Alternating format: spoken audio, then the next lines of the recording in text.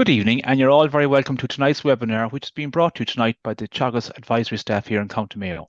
My name is Brendan Gary. I work in Teagasc and Ballinrobe, and tonight, for the next hour, I'm delighted to be your host for this evening's webinar. Now, this evening's webinar is the final episode in a new series of webinars which have been running since early January.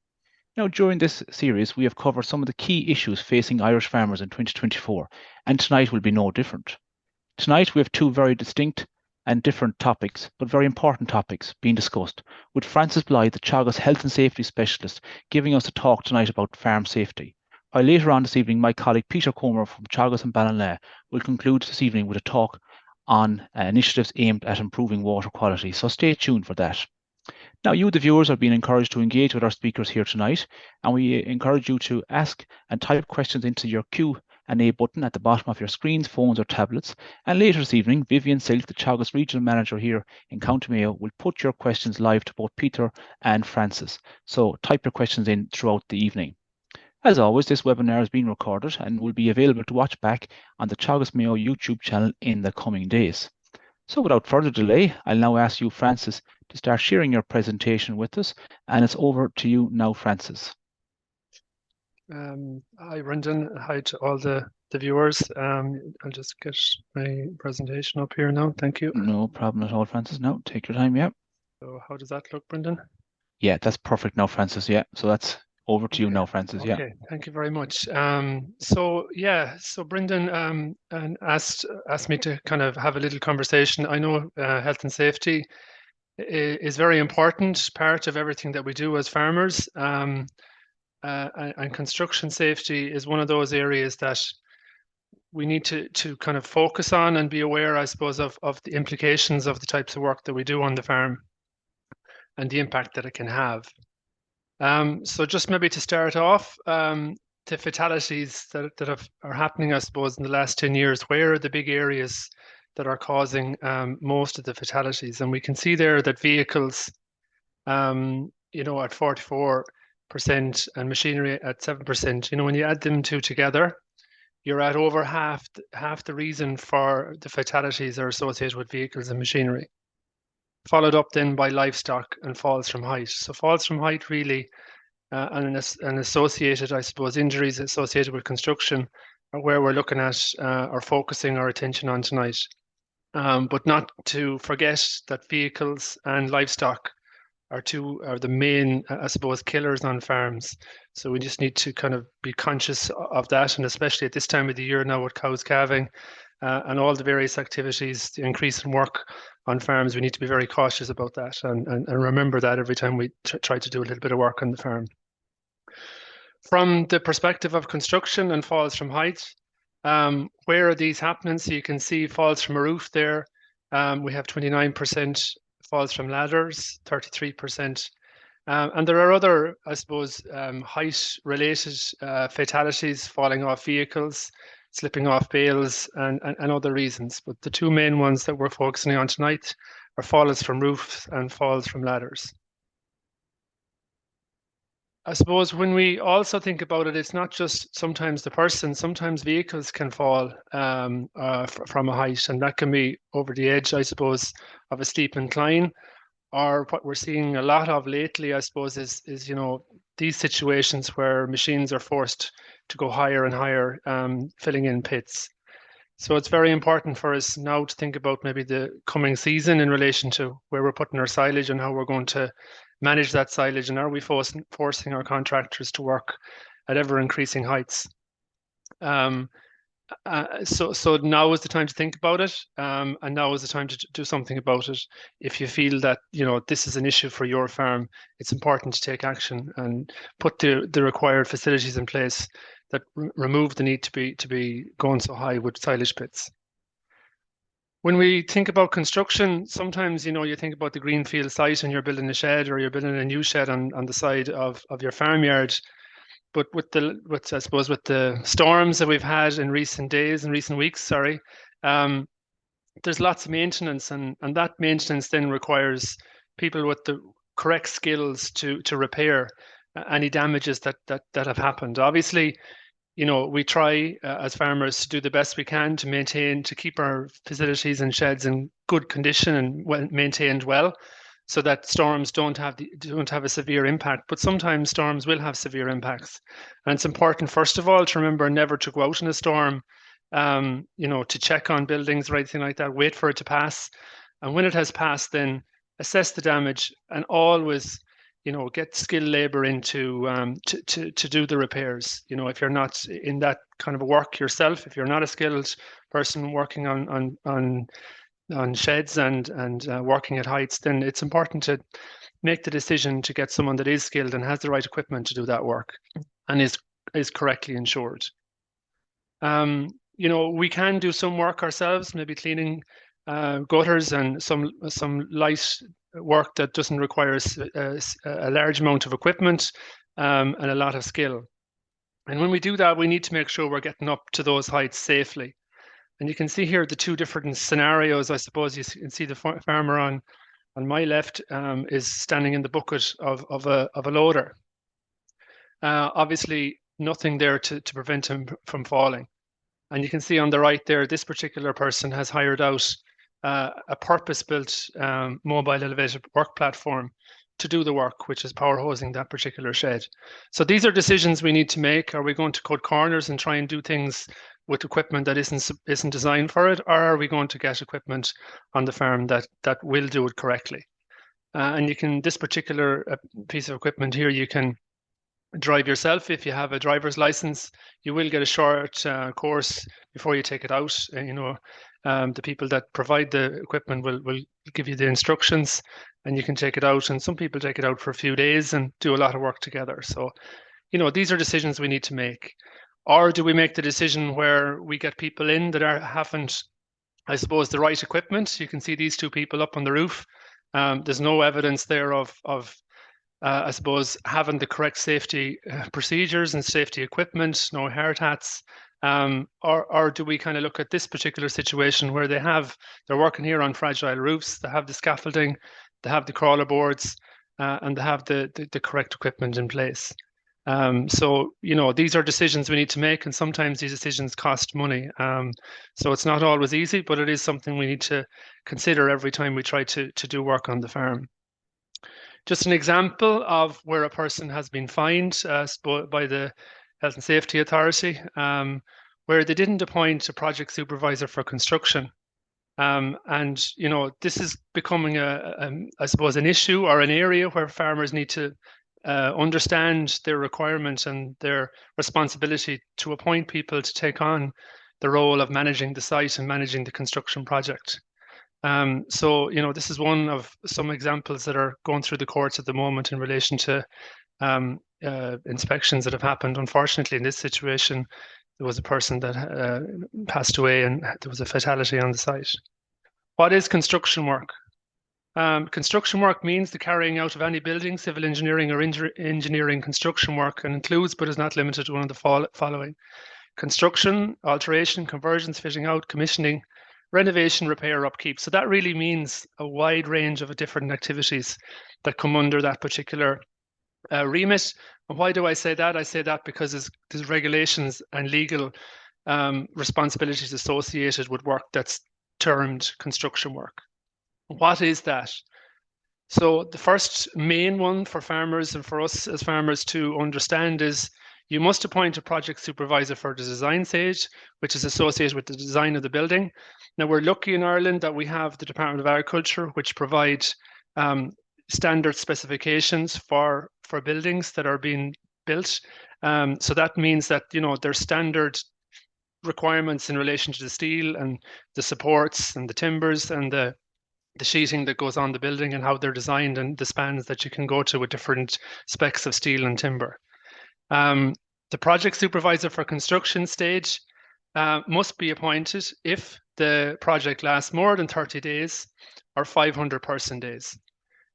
So that really means that you as a farmer, if you have a project like a shed that you're going to build and it's going to take more than 30 days to build, or more than 500 days where people are on site, 500 days of people days on site, then you must appoint a project supervisor for construction.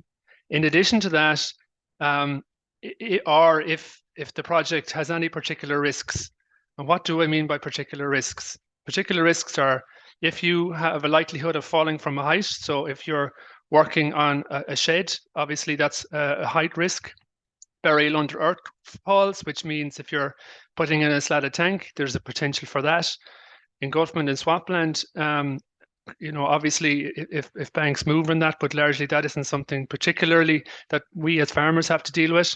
Work near high voltage power lines, work exposing persons to work or risk of drowning. Sometimes that can be in a situation where, exposing persons to asbestos, or if you're working close to a river or close to areas where there's water. When you have your appointments made, there's a requirement to notify those appointments to the Health and Safety Authority. And when does that need to happen? So it's a duty for the client to notify the Health and Safety Authority. Again, when it's more than 500 person days or 30 working days, you're supposed to notify the HSA of your project and of the appointment of the project supervisor for design stage. When does the project supervisor for design have to notify the HSA? The HSA have to be notified if there's a non-compliance in any written directions. Mostly that doesn't happen for us as farmers, as regards most of the designs are standard. When does the project supervisor for construction stage have to notify the HSA? They have to notify the HSA again when there's more than 500 person days or 30 working days. They have to register with the HSA and they have to submit their AF2 form, which basically identifies them as the project supervisor for construction, and by default that means that they're taking on the responsibility of the health and safety management, the management of the site and management of health and safety on the site. There's, I've said a lot there, I suppose, in relation to, it can be quite confusing. The HSA have developed a booklet, and it's termed, and it's only really out in the last few weeks, just before Christmas, how to make construction appointments on your farm. So they see this as very important, and obviously with the legal, I suppose, movement in relation to more convictions in relation to this particular area, it's important that we as farmers understand our responsibilities. So this particular booklet is available and goes through the main requirements for farmers. And this particular booklet will be available in all the Teagasc centres. So if you'd like to have it, it's important to go into the office and ask for this particular booklet, and it provides a lot of information. There's a lot of other booklets that was produced by FBD in collaboration with Teagasc. It's Building Safety booklet, and that has it's a more comprehensive booklet, and it has a huge amount of information in relation to the various nuances of management of a site and the risks associated with it. And this is just one snippet out of one of the pages of the booklet. And obviously it goes into, the requirement to have the site secure, the requirement to have all workers on site having a safe pass, the personal protective equipment that must be on site. But largely, if you're appointing a project supervisor for construction, then they have the responsibility to ensure all these different requirements are being met. So you as a farmer have a responsibility to appoint the project supervisor for construction. If you don't appoint the project supervisor for construction in writing, then by default you are the project supervisor for construction, and that means that you take on the responsibility for having all this information, gathering all this information and keeping it on file and ensuring all the requirements are being met. Again, a large amount of information being delivered, and where can you learn more? Now, Teagasc provide half-day safety courses, and we cover this particular topic as part of that half-day safety course. So if you are thinking of a construction project and you want to learn more, then it would be a good idea to sign up for a half-day safety course, and you'd be joined by your colleagues, maybe 20 more farmers, and this would be one of the modules or one of the topics that you would discuss, construction safety on your farm. Now we have also produced a video, and it's quite a good video in relation to providing some information on construction on farms. And I might just try and show it to you now. Just if I stop share and I try and share that video. Just a second now. Consideration must be always given to the potentially very dangerous nature of construction and maintenance work on farms, in particular, work at height. Use of a ladder to gain access to a height should only take place after thoroughly planning of the task, carrying out a risk assessment, and deciding a ladder is appropriate for the task. Before doing the work, ask yourself, am I competent? Should I hire someone trained and skilled in this type of work? Should I use equipment like an MEWP instead? When using a ladder, always set it up on firm ground, never on a movable surface such as tower scaffold, MEWP, pallets, or blocks. Have a strong upper resting point. Have the ladder at a safe angle, one out for every 4 units up. Secure the ladder properly. Use only for light, short duration work. Grip the stiles while climbing and maintain 3 points of contact, hands and feet, at all times at the working position. Move ladder location, never overreach. It is essential that farmers and building contractors construct buildings or carry out repairs in a safe manner to prevent serious or fatal accidents. The Safety, Health and Welfare Regulations 2013 and 2016 are in place to help create a safer place for all to work. When planning construction work on the farm, it is important to be aware of the hazards and associated risks. Carrying out construction work on farms places a legal responsibility on the farmer as the client to make appointments. A project supervisor design stage must be appointed to oversee design. Project supervisor construction stage must be appointed to oversee the safe construction of the building. FBD, Teagasc and the HSA have developed a building safety guidance booklet, which is available to anyone considering a construction project. Only employ competent contractors. All workers must be trained and competent. Falls from a height are a major cause of accidents on the farm. Of particular concern is falling through fragile roofs and ladders. 14% of all farm fatalities involve falls and collapses. You should only work at height if you are competent to do so and have appropriate and safe equipment. Mobile elevated work platforms should be used and not ladders or loader buckets. When painting, assess the work and the structure to determine if it is safe. Only remove bales using appropriate machinery and do not attempt to knock down bales using ropes or ladders. Farm construction and work at heights is potentially dangerous. Assess the risks and implement proper controls.